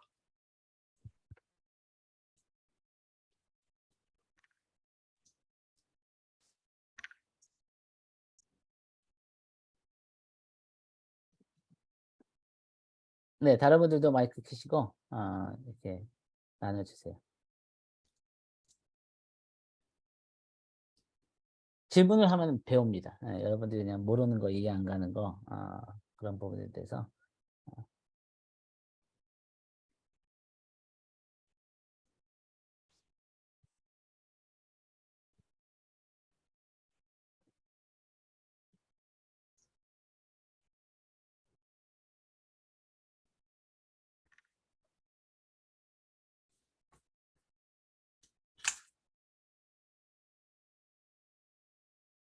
목사님, 네, 제가 질문을 하나 하고 싶습니다. 네, 오늘 강의에서 이렇게 여러 번 들었는데도 다시 들으니까 너무 마음이 새로워지는 부분들도 많이 있어서 너무 감사드리고요. 근데 이제 제가 질문하고 싶은 거는 제가 지금 노트가 어느 부분인지 정확하게 기억은 안 나는데 아까 설명하실 때 마지막 때 이제 많은 사람들이 죽는데 네, 인심판, 나팔심판을 거쳐가면서 이제 전체 인류의 2분의 1이 죽는데 대부분은 악한 자들일 것이다라고 말씀하셨는데 네, 그 부분에 대해서 좀 더 자세하게 설명해 주시면 성경적인 근거를 좀 더 설명해 주시면 도움이 될 것 같습니다. 네, 감사합니다. 네, 우리가 마지막 때 악한 자들만 죽는 건 아니에요. 이제 의인들도 죽죠. 순교를 당하는 사람들도 있고. 그런데 이제 마지막 때 우리가 죽는 게 중요한 게 아니에요. 그 질문에 답을 하기 전에 제가 지금 이제 설명을 좀 하겠는데 사도행전을 보면은 스데반 집사는 순교를 당해요. 그렇죠? 그런데 베드로는 교회가 기도했을 때 하나님께 천사를 보내가지고 기적적으로 감옥에서 풀려나요. 그러니까 이 사람들 우리가 마지막 때 사냐 죽으냐가 중요한 게 아니라 우리가 어떻게 하나님의 영광을 돌리냐가 중요한 거죠. 스데반은 순교로서 하나님께 영광을 돌렸어요. 그 천사같이 얼굴이 빛나는 가운데 죽음 앞에서 두려워하지 않고 그 예수님을 보게 되면서 증인의 삶을 살았고 베드로는 교회가 기도할 때 감옥에서 풀려남으로써 하나님께 이제 영광을 돌리는 거죠. 그래서 이제 의인들도 마지막 때 죽임을 당하는 일들이 있겠지만, 그러나 마지막 때 죽는 사람들이 거의 다 악한 자들이 될 것이라고 얘기하는 이유가 뭐냐면은, 우리가 이제 계시록의 6장을 보면은 이 마지막 때 심판이 인심판이 풀린 것이 이제 계시록 6장이거든요. 그래서 이제 인심판이 여기서 이제 시작되는 거잖아요. 인을 때 어린 양이 인을 떼는 거예요. 그러니까 뭐냐면은 예수님이 이 심판을 풀어내시는 거예요. 예수님께서 5장에 보면 계시록 5장에 보면은 아버지께서 이 어린 양에게 이 두루마리를 주시거든요. 이 두루마리라는 것은 뭐냐면은 이 인을 떼니까 이제 두루마리 안에 있는 하나님의 공의의 심판이 적힌 것이 두루마리예요. 그래서 이 공의의 심판이 적힌 것을 떼셨을 때 다윗의 뿌리가 이 두루마리의 일곱 인을 떼시리라 이렇게 말씀하잖아요. 왜 이게 중요하냐면은 이 하나님의 공의의 계획이 풀어져야지만 악한 이 땅의 적그리스도와 그 악한 자들이 심판을 받는 거예요. 그렇지 않으면은 이 땅에 있는 하나님의 백성들과 의인들은 계속 핍박을 받고 계속 어려운 일을 당하게 되는 거죠. 그래서 이제 이 인심판이 아버지께서 어린 양에게 주신 것이다. 그러니까 아버지의 마지막 때 공의의 심판의 계획이 예수님을 통해서 풀어진 것이다. 이렇게 이해를 하면 되는 거죠.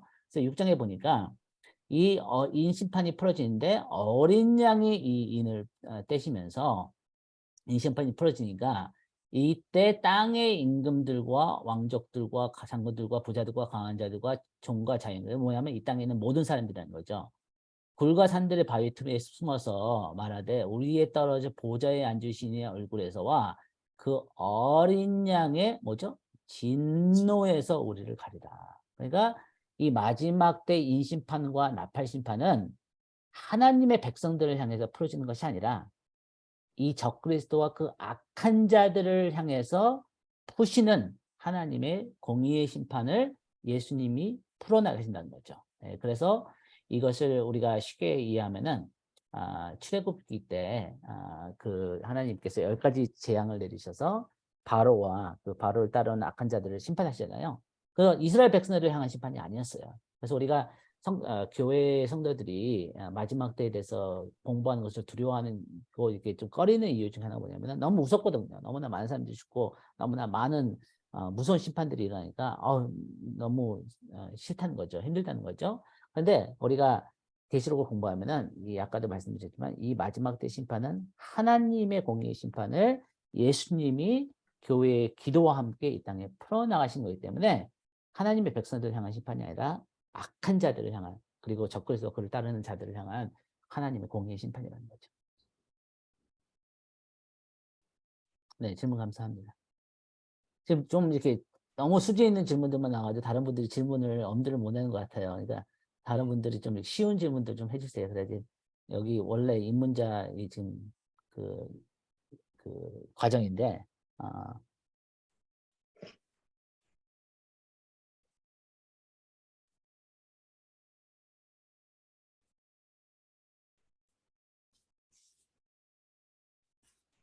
네, 여러분들이 질문 안 하시면 저희 빨리 끝날 수 있습니다.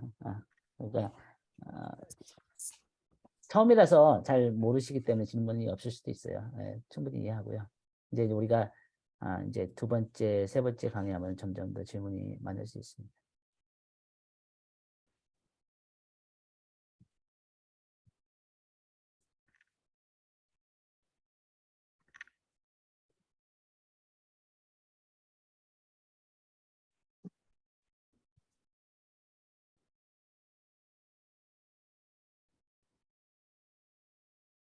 다 설명하세요? 다들 오늘 뭐 티칭에 아무 질문이 없고 다 설명한가요?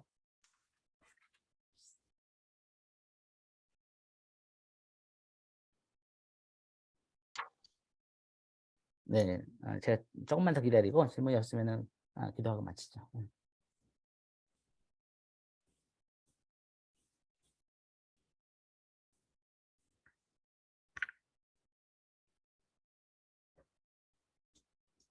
저기 아까 네, 하세요. 네. 한국인 시사회 하세요. 네. 아까 목사님이 그 엔타임이 시작되는 그 징조 그 말씀하실 때 네. 그 트렌드가 있을 거라고 얘기하셨는데 네네. 네네. 그게 예전에 공부했던 거에 비춰봤을 때 그게 그냥 한두 가지 어떤 그런 현상으로 그걸 우리가 판단할 수 있는 게 아니라 여러 가지가 글로벌적으로 맞아요. 동시다발적으로 네. 일어나고 네네. 그럴 때 우리가 그렇게 엔타임이 시작된다는 거를 알 수 있다고 그렇게 얘기하셨었는데 네네. 그러면 그런 것들이 어떻게 뭐 얼마나 많이 이렇게 막 일어나야 음. 그런 거라고 몇 개라고는 말할 수는 없겠지만 뭐 5개 예, 이상 뭐 예. 이렇게 말할 수는 아니, 없겠지만 거의 다, 거의 다, 거의 다. 그러니까 제가 다시 성경 말씀을 보죠. 우리가 이제 굉장히 좋은 질문을 했는데, 마태복음 24장을 다시 가면은, 여기 마태복음 24장과 이제 누가복음 21장을 비교했을 때 22가지고요. 마태복음 24장을 보면은 한 12가지 정도가 나오는데, 여기 보면은, 여기서 예수님께서 말대 미혹이 있을 것이고, 많은 사람들이 와서, 그 다음에 난리와 소문이 있겠고, 그 다음에 민족이 나라를 대적할 것이고, 기근과 지진이 있을 것이고, 이게 다 이제 징조잖아요. 근데 이것이 재난의 시작이라는 거예요. 그러면 여러분들이 질문을 하셔야 되는 게 뭐냐면은, 아니, 그 전에도 거짓 교사들이 있었고, 거짓 선지자들이 있었고, 그 전에도 전쟁이 있었고, 그 전에도 기근과 지진이 있었고, 이 모든 게 있었는데, 꼭 우리가, 그러니까 뭐 코로나도 그렇잖아요. 옛날에 또 전염병이 있었잖아요. 그리고 지금 뭐 유럽에 3분의 1이 죽고, 그런 뭐 블랙 플레이그도 있었고, 다 있는데, 꼭 왜 우리가 굳이 지금이 마지막 때 가까이 있다고 얘기할 수 있냐? 이런 질문을 하셔야 되는 거죠. 네, 좋은 질문입니다. 그리고 그 전에도 핍박이 있었고, 지금은 뭐 가장 많은 순교자들이 있지만, 이런 일들이 있었다는 거죠. 그런데 중요한 구절이 뭐냐면은 14절이에요. 14절 보니까 이 천국 복음이 모든 민족에게 증언되기 위하여 온 세상에 전파되리니 그제야 끝이 오리라. 뭐라 그러죠? 온 세상에 이 천국 복음이 증거되어야지만 이 마지막 때가 온다는 거예요. 그러니까 이 조건이 여러 가지 조건 중에서 이 조건이 충족돼야지만 끝이 온다는 거예요. 그러면은 이 천국 복음이 모든 민족에게 증거된 것은 역사상 없었습니다. 아직까지는. 네. 물론 사도들은 자기들이 살고 있는 그 알고 있는 세상에 복음을 뭐 이제 죽음을 각오하고 열심히 전했죠.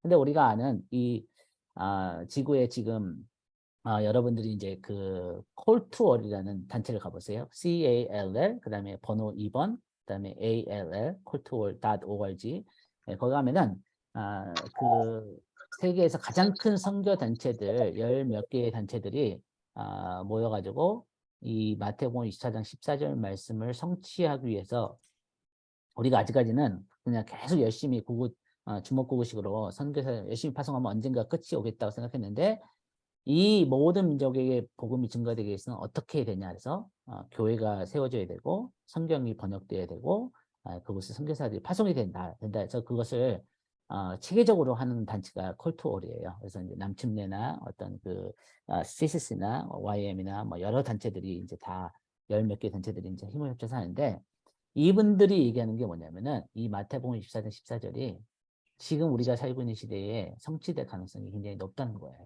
아직까지는 이것이 성취되지 않았는데 우리가 마태복음 24장 14절 성취되는 세대를 살고 있다는 거예요. 그게 언제 될지 20년 안에 될지 30년 안에 될지 모르지만 그렇게 많이 안 남았다는 거예요. 어쨌든 100년 안 걸린다는 거예요. 50년 안에 될 거라는 거죠. 그래서 이 말씀이 만약에 성취된다면은 끝이 온다는 거예요. 그러면은 그 다음에 제일 중요한 구절이 뭐냐면 33절이죠.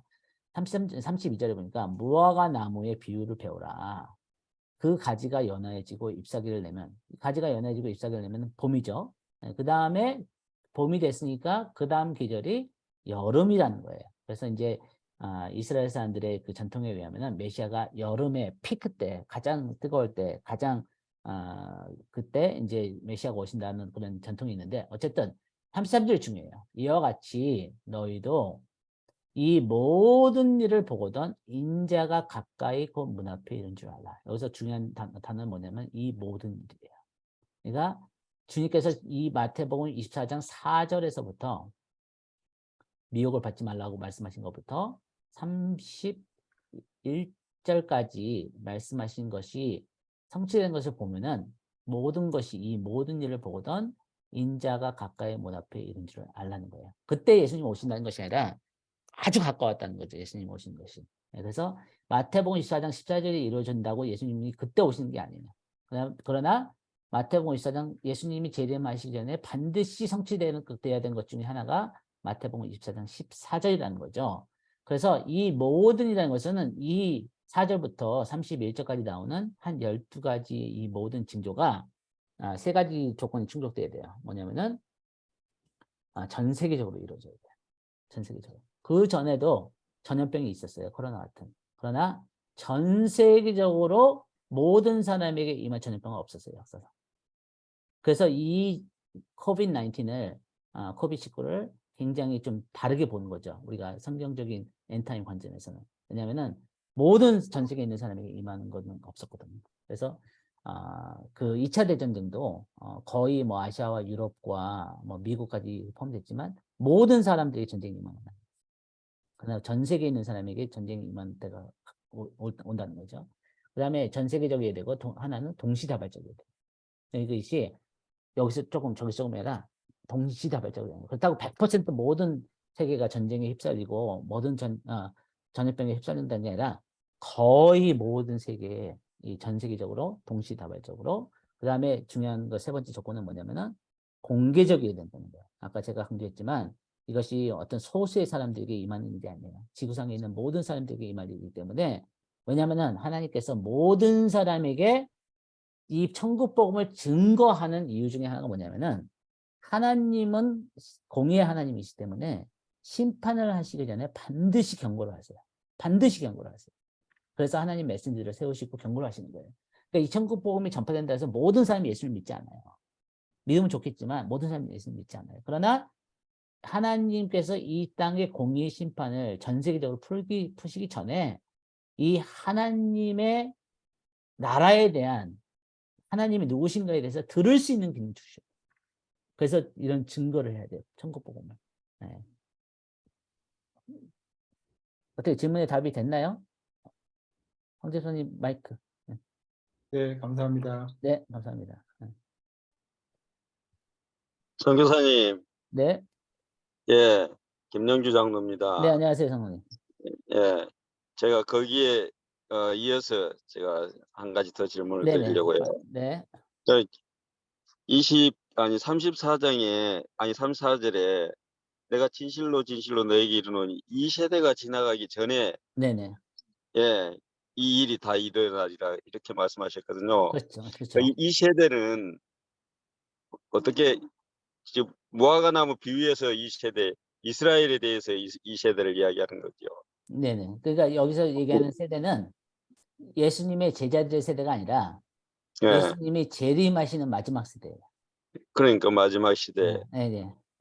이 세대는 그러면 어떻게 여기 그 말씀으로 증명되어질 수 있어요? 이 세대는 그러니까 이 세대라는 게 this generation이에요. 그러니까 이 세대, 지금께서 아직까지 말씀하신 마지막 때에 대해서 말씀하신 그 세대, 예수님이 예, 재림을 볼 세대, 그 세대에 대해서 말씀하신 거예요. generation이에요. this generation.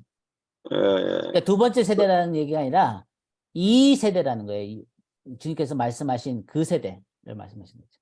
그러니까 마지막 이제 어떤 분들은 이 세대를 뭐 이스라엘이 회복하고 나서 이스라엘 나라가 회복돼 지금부터 78년 전에 회복된 이 시점부터 이 세대를 이야기하는 1948년, 거죠. 1948년 예, 이스라엘 재건국되고 나서, 네, 그거는 예, 하나의 추측이에요. 그것을 우리가, 추측이에요. 네, 추측이지 성경에 그런 얘기는 안 나오죠. 그러나, 좋은 추측이 될 수 있는 게 뭐냐면은 이스라엘 나라가 존재해야지만 적그리스도가 그 성전에서, 하나님 성전에서 자기가 경배를 받을 거 아니에요. 그 대천국. 예? 그러니까 이스라엘 예, 나라가 회복이 돼야지만 성전이 또 세워줘야 돼요. 다시. 예, 성전이. 그런 예, 조건들이 충족되는 걸 보니까 이 세대가 1948년부터 시작되지 않았냐 하는 거지. 예. 그렇다고 우리가 100% 확실하게 얘기할 수는 없는 거죠. 그 어떤 분들이 뭐 이 세대를 뭐 70 이야기하고 이스라엘을 뭐 네, 100년을 이야기하고 1948년에 이렇게. 이스라엘 제공되고 1967년도에 예루살렘이 이제 이스라엘로 이제 회복되니까 그걸 예. 보는데 한 세대를 한 한 세대가 세대를 40년에서 100년을 보죠, 성경에서는. 네, 예, 네, 그랬어요. 네, 네, 아, 맞습니다. 네. 그럼 근데 확실한 뭐 근거가 확실하게 뭐 얘기할 수는 없어요. 100년 네, 네. 이야기할 수 없다 그 네, 우리가 말이죠. 100% 확신 갖고 얘기할 수 없습니다. 네. 네네, 알겠습니다. 근데 설득력은 있다고 봅니다. 네, 설득력은 있다고 봐요. 예, 근데 그거에 대답을 네. 그거에 대답을 아까 33절 거기 연결해서 하면 좋지 않을까요? 이와 같이 너희도 이 모든 일을 보거든 인자가 가까이 온 문 앞에 이른 줄 알라. 그 네. 세대에 네, 그러니까 그렇죠. 네. 이 모든 일을 보는 그 인자가 가까이 곧 문 앞에 이른 그때 그 세대가 지나기 전에. 네네. 네. 네.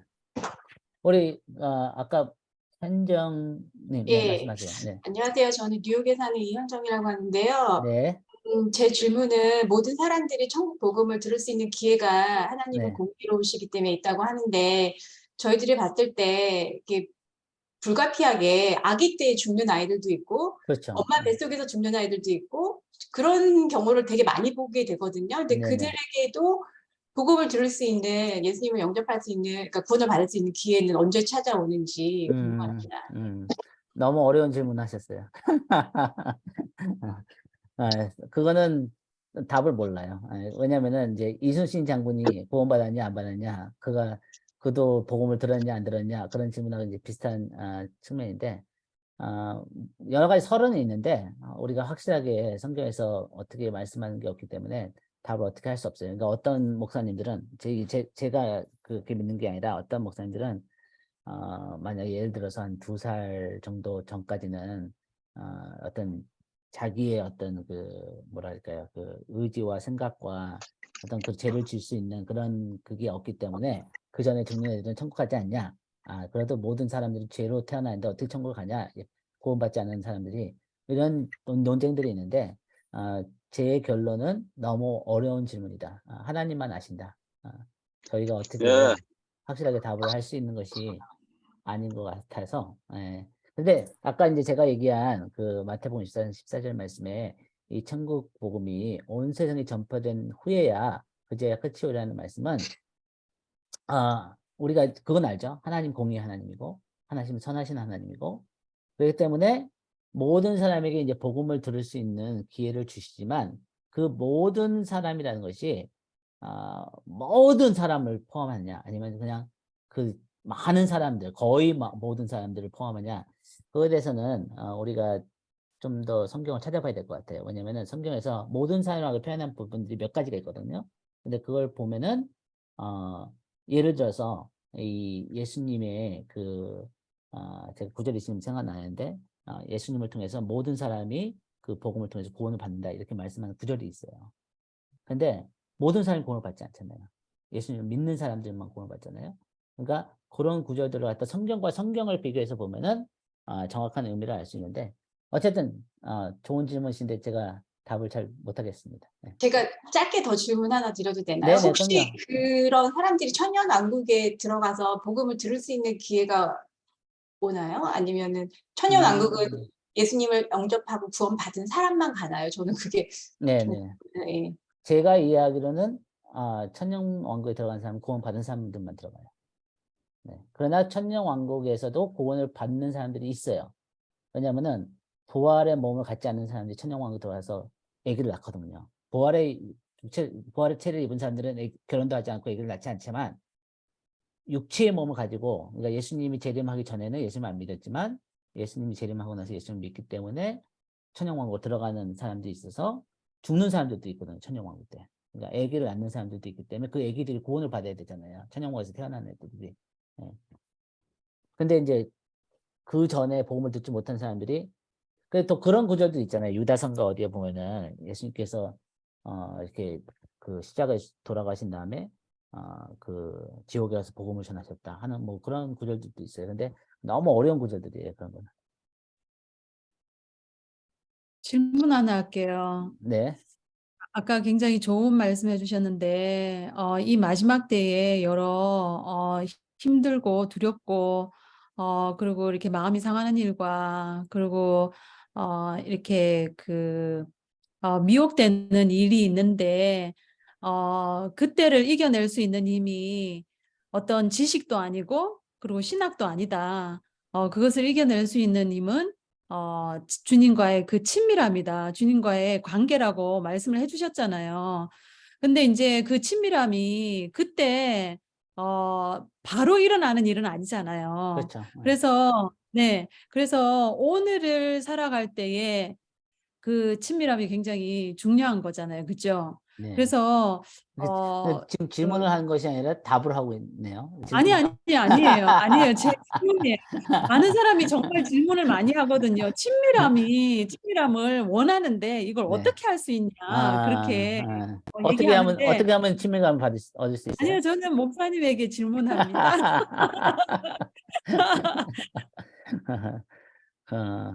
그러니까 예를 들면 우리가 시편 91편이 마지막 때 굉장히 중요한 말씀 중에 하나예요. 시편 91편 보면은 은밀한 곳에 전능한 자의 그늘 아래 거하는 자에게 하나님께서 주시는 은혜가 있잖아요. 그래서 이제 옆에서 장정이 넘어지고 천이 넘어지고 만만이 넘어져도 두려워하지 않는. 그러니까 아까 제가 얘기했던 그 예수님의 제자들이 폭풍 가운데서도 예수님은 두렵지 않았잖아요. 그러니까 이 마지막 때 우리가 두려움을 이길 수 있는 주님과의 친밀감은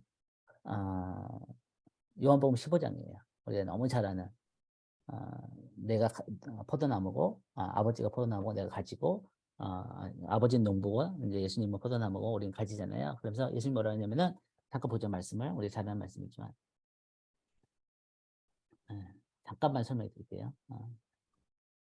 요한복음 15장에 보면은 뭐라 그러냐면은 내 안에 거하라 나도 너희 안에 거하리라 가지가 포도나무에 붙어 있지 아니하면 스스로 열매를 맺을 수 없음 같이 너희도 내 안에 아니하면 그러하리라 이런 말씀을 하세요. 그러니까 여기서 얘기하는 건 뭐냐면은 이 주님 안에 거하라는 건데 그러면은 열매를 맺는다는 거예요. 그러면은 우리가 질문하죠. 열매를 맺는데 그 열매가 뭘까? 근데 주님께서 그 열매에 대해서 말씀하시죠. 이 열매는 뭐냐면은 아버지께서 나를 사랑하신 것 같이 나도 너희를 사랑하였으니 나의 사랑 안에 거하라는 거예요. 그러니까 이 열매는 뭐냐면은 이 기쁨이 여기 나오잖아요. 내가 너희에게 이것을 이름은 그러니까 주님께서 이 1절부터 10절까지 하신 말씀의 목적은 내가 내 기쁨이 너희 안에서 너희 기쁨을 충만하게 하려 합니다. 그러니까 왜 이 말씀을 하시냐면은 이 14장에 예수님께서 제자들을 떠나실 것을 아셨거든요. 이제 좀 있으면 십자가를 지잖아요. 18장에서. 그러니까 그러면서 제자들을 에게 말씀하시면서 13장이죠. 13장에 보니까 이 아버지께로 돌아가실 것을 아시고 자기 사람들을 사랑하실 때 끝까지 사랑하신다 이러면서 14장 1절에 보니까 주님께서 뭐라 그러죠? 너희는 마음에 근심하지 말라. 왜 제자들이 근심하죠? 왜냐하면 예수님께서 계속 죽는다는 말씀하시거든요. 내가 죽는다. 십자가에 죽는다. 그리고 사람들이 너희를 미워할 것이다. 사람들이 너희를 핍박할 것이다. 이 말씀을 계속 하시는 거예요. 그래서 16장에도 보니까 내가 너에게 이것을 이름은 너희로 하여금 실족하지 않게 하려 합니다. 이런 말씀을 하시는데 답이 어디 나오냐면 15장에 나오는 거예요. 15장에 그래서 뭐라 하냐면은 너희가 근심하지 않아야 될 이유가 뭐냐면은 너희가 내 안에 거하면은 너희가 이 안에 내 기쁨이, 이 초자연적인 이 기쁨이 충만하게 될 것이라는 거예요. 그 다음에 이것을, 근데 우리가 주님 안에 거하면은 내가 너희를 사랑한 것 같이 너희도 사랑할 것이다. 그리고 사람이 친구를 위해 자기 목숨을 버리는 것보다 더 큰 사랑이 없나니 너희가 내 명한 대로 행하면 곧 나의 친구라. 무슨 얘기냐면은 주님께서 지금 제자들에게 더 이상 너희가 종이 아니라 내 친구라고 그러잖아요. 그러니까 너희가 종이 아니라 내 친구다. 그러니까 주님께서 그 친구를 위해서 죽는 목숨보다 그거보다 더 큰 사랑이 더 큰 사랑이 없다 그러면서 그걸 직접 십자가에서 보여주신 거예요. 그러면서 제자들에게 뭐라 그러냐면은 내가 친구된 너희를 위해서 내가 내 목숨을 내어주는 것처럼 너희도 서로 그런 사랑으로 서로를 사랑하게 될 것이다.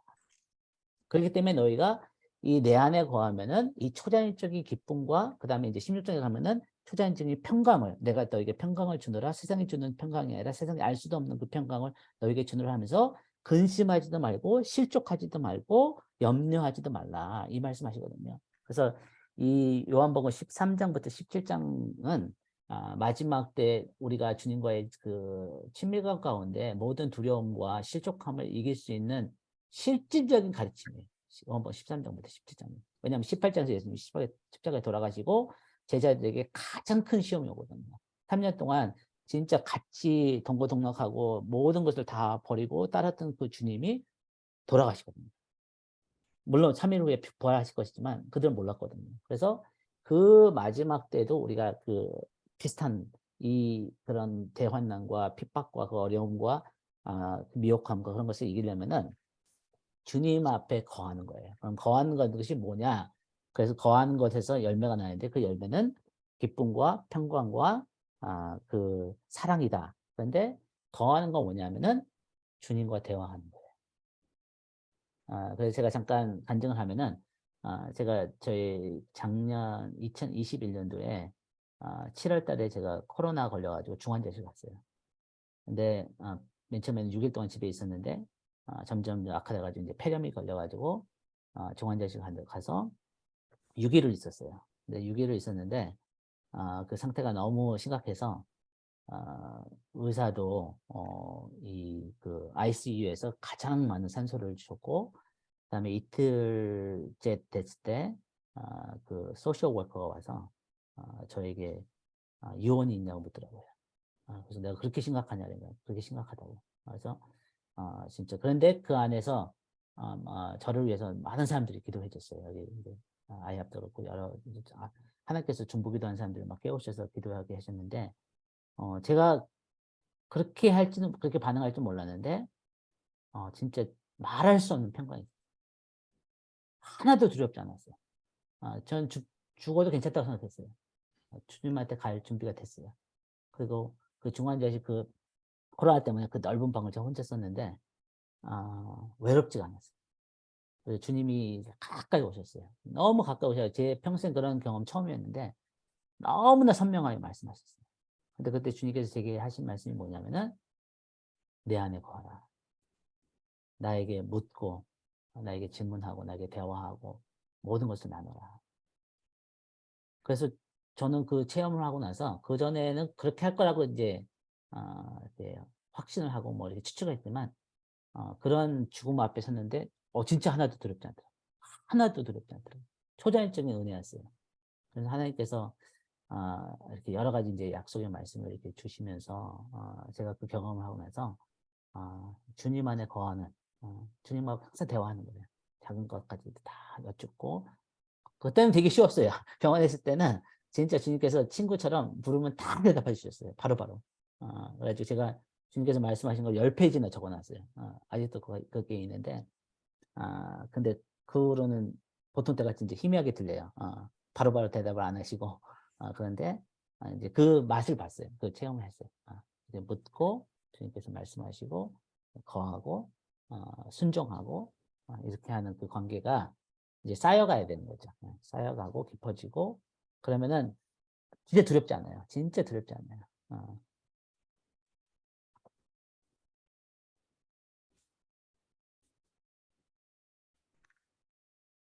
네, 우리 시간이 많이 됐는데 이렇게 참석해주셔서 감사하고 우리 다음 주에 같은 시간에 저희가 두 번째 강의를 하겠습니다. 우리 정재원 집사님 기도해 주시겠어요? 마치는 거요?